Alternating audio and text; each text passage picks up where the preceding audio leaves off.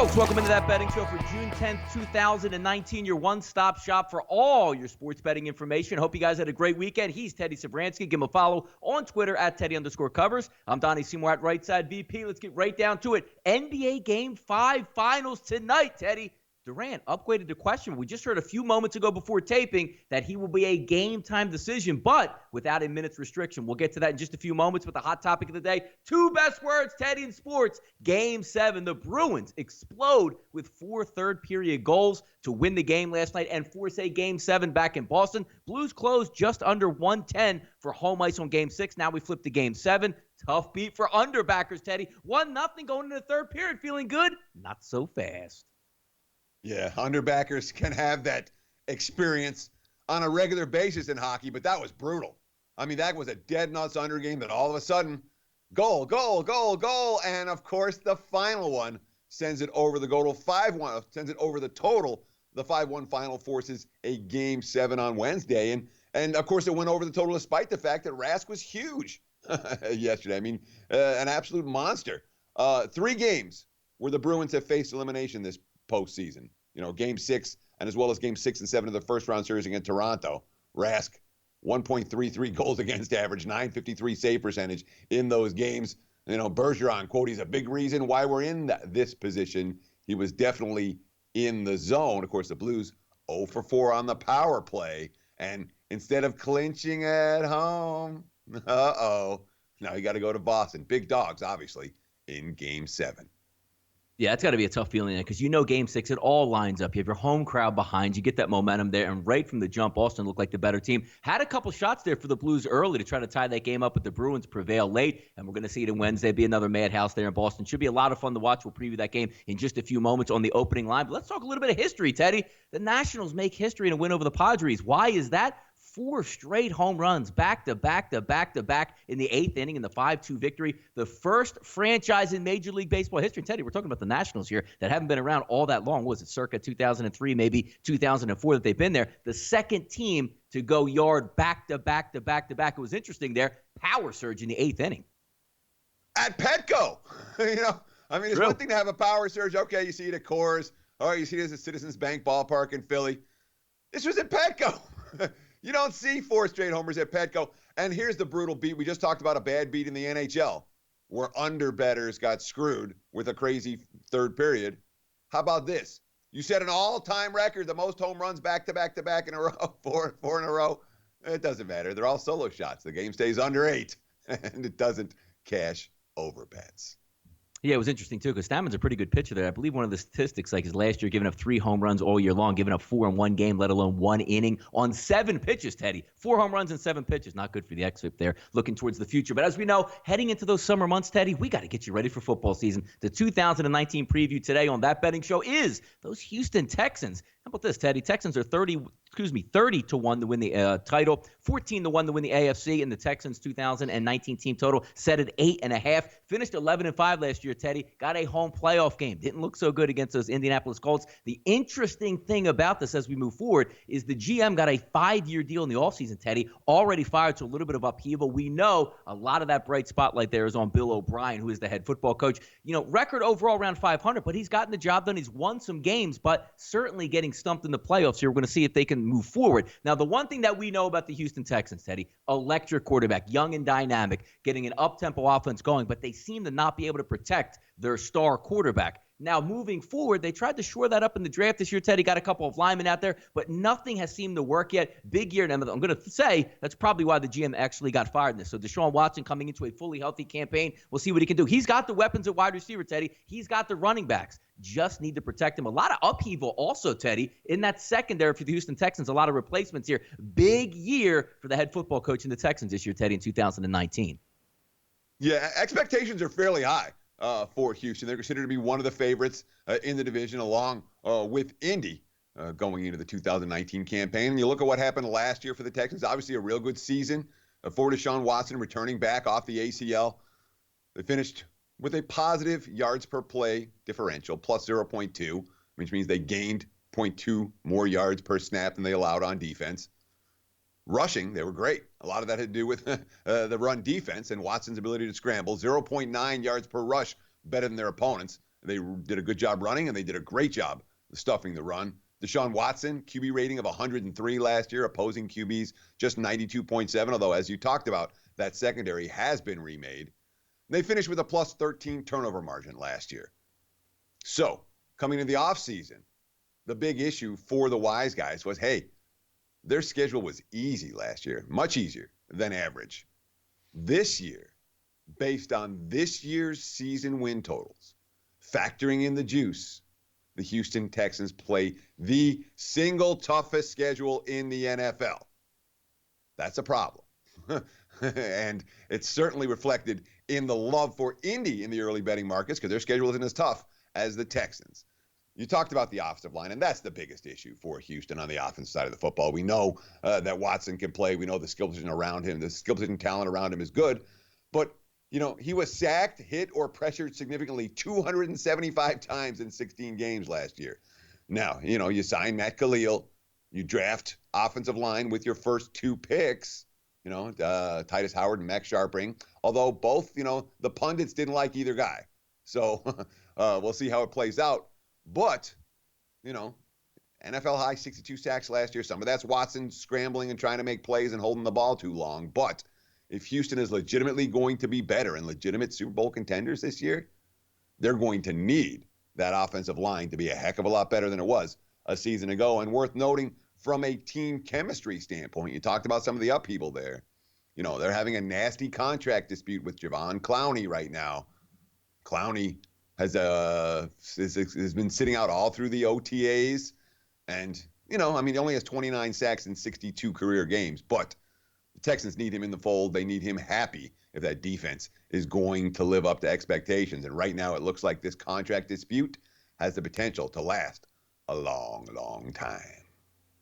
Yeah, it should be interesting to see with the Texans this year, Teddy, because as we know, you only go as far as your quarterback goes, but you got to have him standing upright. They did make those moves in the first round and the second round to get those tackles, also getting Matt Khalil in the offseason. We'll see if that can keep him up. But again, spotlight's going to be on Bill O'Brien. It's going to be a put-up-or-shut-up type season for them. The talent is there, especially on offense. The pass rush is there on defense. We'll see if that adds in there. But we'll get you ready, as we said, on that betting show. Setting up for the NFL season, we'll preview another team tomorrow.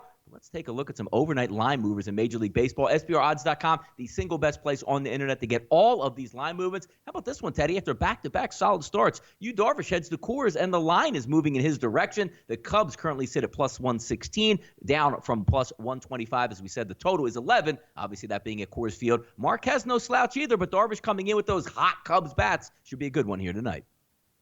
Yeah, and of course, the money coming in on the underdog Cubs, in part because Marquez got lit up by this Cubs lineup just last week. I mean, it was pretty ugly. Allowed a career high tying 8 runs in that ball game in just 5 1/3.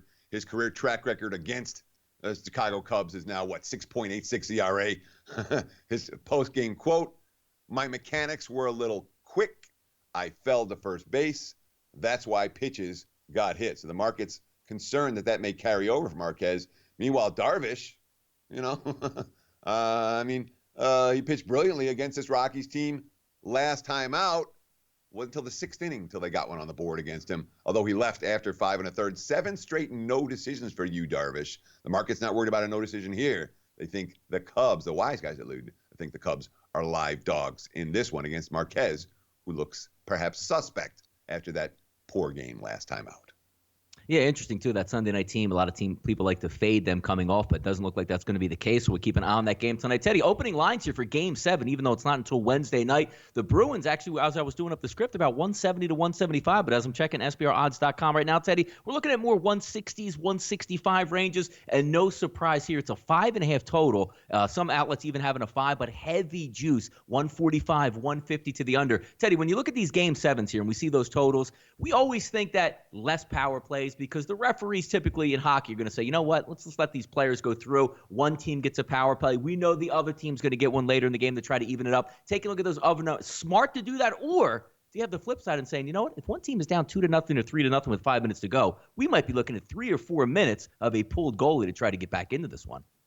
Well, that's that issue with the Game 7 is that they do pull goalies early in elimination games, and sometimes you get, you have a dead nuts under, like last night's game, and then all of a sudden you're sitting there going, oh, my God, did I really just lose that? because of the insanity of the last 5 minutes. So you can understand why there's juice to the under in this ball game. You can also understand why making that bet, especially after the money's already come in on the under, might not be your best wager. The market's clearly pricing Boston as, the team that, well, they're pricing St. Louis as a team that lost Game 6 at home and now has to go on the road and try to win. And obviously, that is a tough thing to do mentally and physically for the Blues. All that being said, if you've done nothing but play the dogs in every game this postseason, you have a winning straight-up record in the NHL. And they're all plus prices. So it has not been an NHL playoffs where laying any price with the favorite has been a positive expectation wager. Teddy, Waka, Waka, Waka. No, it's not Fozzie Bear. It's Michael Waka on the mound for the Cardinals lining up tonight. And this is the second game we've seen, Teddy, coming off that Sunday night game where the team that played Sunday night is not getting faded, but it looks like they're getting some money on their edge. This Cardinals line is on the move on Monday. If we take a look right now, the Marlins are a plus 126. So that leads to that opening line around 120 to 125. Now sitting at 140, 138, 137 at different outlets out there. People backing Waka on the road versus Alcantara. And how about that tough loss by the Marlins yesterday? Let's see if they bounce back. Yeah, sure. I mean, that little run for Miami where they played good ball for a couple of weeks, it seems to have come and gone. Yesterday with a 5-1 lead, 1 out, nobody on in the ninth. Ended up losing that game 7-6. But here's a generational divide, all right? Because you and I are both old guys now, but I'm a little bit older than you, Donnie. You go Waka, Waka, Waka, and you're talking Fozzie Bear. I'm thinking Pac-Man, Waka, Waka, Waka, Waka, like that's the noise that Pac-Man makes. So, for whatever it's worth, Fozzie Bear. And Pac-Man was ahead of Fozzie Bear. That shows that I'm a little bit older than you. Alcantara's been on a roll. His last 2 starts have been brilliant.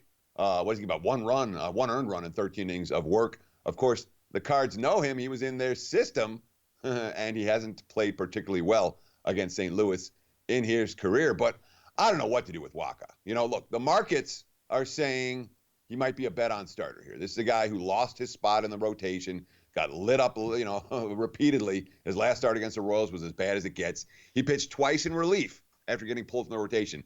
One of them, he got absolutely bombed. 6 runs in an inning against the Phillies last Tuesday, 2 1/3 scoreless against the Reds. And, manager Mike Schilt, his velocity is up. His changeup is improved, too. The markets look at those quotes. Lo and behold, a little bit of St. Louis money in this one. Yeah, also, Teddy, lines open up at 8 on the total on this one, now sitting at 8.5. We'll see if we can get some runs. And usually sometimes runs are tough to come by down there in Miami, but we'll check it tonight. And again, off that tough loss last night for the Marlins. Let's take a look at Watch What You Bet tonight, Teddy. All eyes on Toronto, Canada tonight, and rightfully so. We have an elimination game tonight in Game 5, Warriors and Raptors. And how about this, Teddy? We had lines open up around 3.5 at some outlets. We're now down to 1.5, and some of these outlets also showing at -2. Total of 214, money line split plus 105, -125. The key ingredient, as we said, all eyes on Kevin Durant in this game, listed as questionable. Game time decision, says Steve Kerr. No minutes restriction. There's a lot of upheaval in there because as gamblers, hey, it feels great. Kevin Durant's coming back. Does it hurt them because he just can't play defense? Does it hurt him because he's out of the flow of the offense? Or is it one of those Willis Reed type situations with the Knicks that says, oh my goodness, our savior is back, that propels us to a Game 5 victory? If we take a look at the series here, odds makers are saying it's going to be a pretty tough climb because the Raptors -500 to win the series, Teddy. The Warriors +375. Yeah, interesting that the series price hasn't changed all that much, even though the money has clearly come on Golden State here in Game 5, much the way it came on Toronto in Game 3 after it announced that Thompson wasn't going to play. The markets think Durant is going to play. All right. His effectiveness, very much in question. We don't know. I don't know. You don't know. Anyone that tells you they know how effective Kevin Durant is going to be tonight is lying because nobody knows. But when you talk about can they get worse with Durant, no, they're not going to get worse because they were awful in 2 games in Golden State. The uniforms read Warriors. No point. During those 2 games, they look like the Golden State Warrior championship teams of recent years. And we've seen rotations that Kerr's been forced to play that he hasn't played at any point this season. When you have a starting lineup that played a total of 16 minutes together in the regular season and 1 in the postseason, that's a starting lineup for a postseason game, that's not good. That's why Golden State's had the turnovers. That's why they've had the issues. And if Durant comes back, it can't make them worse. Doesn't necessarily make them better, but I don't think they're going to be worse than they've been. They haven't been a great team in the last 2 games. Steve Kerr, quote, "We'll go to Toronto, we try to win a game." It's as simple as that. So we're not thinking about winning 3 games. We're thinking about winning 1 game, and that's the task. I know we're capable. We got a lot of talent. We have a lot of pride. These guys have been to the finals 5 straight years for a reason. They're unbelievably competitive, and they're together. They're going to fight. They're going to fight the whole way. It's a bet on quote. That being said, got to like this quote from Kyle Lowry, too. We haven't done anything. We won 3 games. It's the first of 4. We understand that. They're the defending champs. They're not going to go out easy. They're going to come and fight and prepare to play the next game, and that's how we're preparing ourselves, that we got to prepare ourselves to play the next game. So, it's going to be crazy in Toronto tonight. Absolutely crazy. If there's a team that can withstand that, it's Golden State. But the Raptors have been the better team in this series. I'm not convinced that changes just because Kevin Durant might get back on the floor. I think you're correct on that, Teddy. I mean, we saw 4 games. Other than one spurt there, it really is a Raptors series. Does it surprise you at all that the lines open up around 3 and now some outlets sitting at 1.5? Because it actually surprises me. I don't know if it should have moved in the opposite direction, 3.5 or 4, but it did surprise me that it went a little bit lower. Did it surprise you, or you think that's right about the norm there for that? They're thinking Durant is going to play, and Durant is worth something to the point spread. If it's 3 without Durant or 3.5 without Durant, it should probably be a minimum of 1.5 and 2 with him. So no, I'm not surprised at the Golden State money. We've seen the money move based on injury info repeatedly in this series.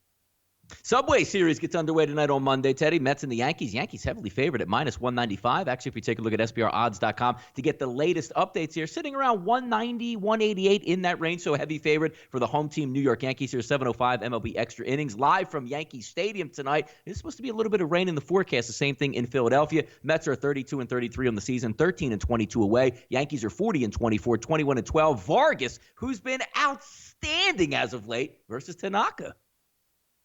Yeah, Vargas making his 3rd start since returning from a hamstring injury. He's coming off a brilliant effort, 5-hit shutout against the Giants.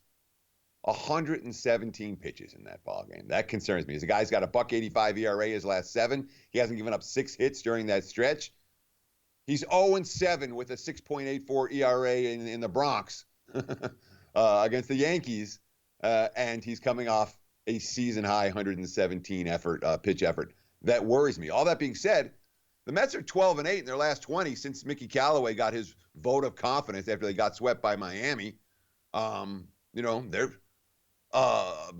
playing to reach 500 for the first time since the end of May. Callaway, quote, "We're going to be very, very excited going into Yankee Stadium."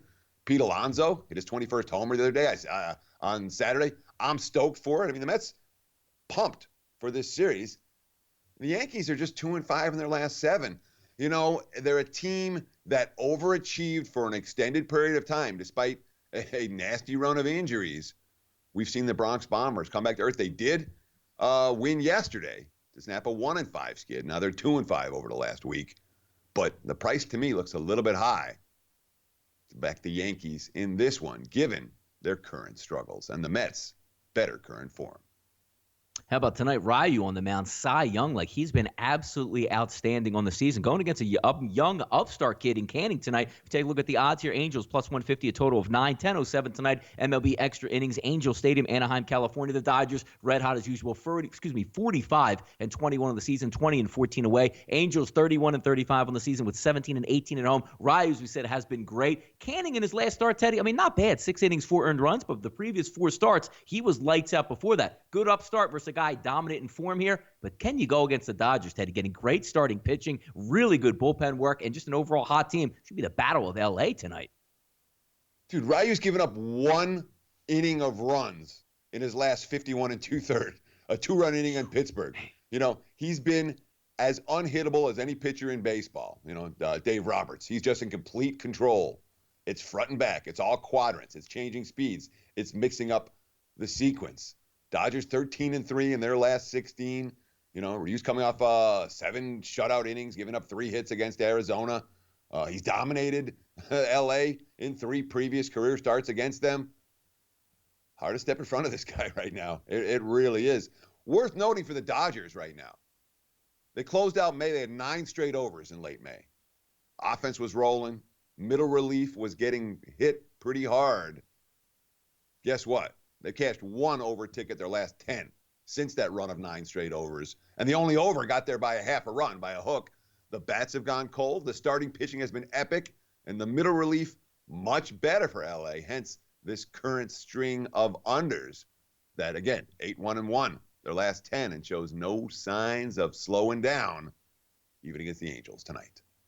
Yeah, and the lines at SBRodds.com opened up around 140 to 150. Now we're seeing in that 160 range and a little bit higher. Should be a good one tonight. Both the Subway Series in New York and the Battle of LA tonight. But off the mic, Teddy, I like what's going on here in this situation. If you didn't watch it yesterday, old school versus new school technically here, you saw Max Muncy hit one to the moon off Madison Bumgarner. Pimp said he wants to watch it. I would watch it. Anything, you ever play golf where you just hit a bomb tee shot? Yeah, you're going to hold that finish, and you're going to look down the fairway and watch it. Same thing with what Muncy did, but Madison Bumgarner, one of those old school guys that doesn't like it. But for once, Mad Bum was not a cyborg after the game talking about saying, hey, you know what?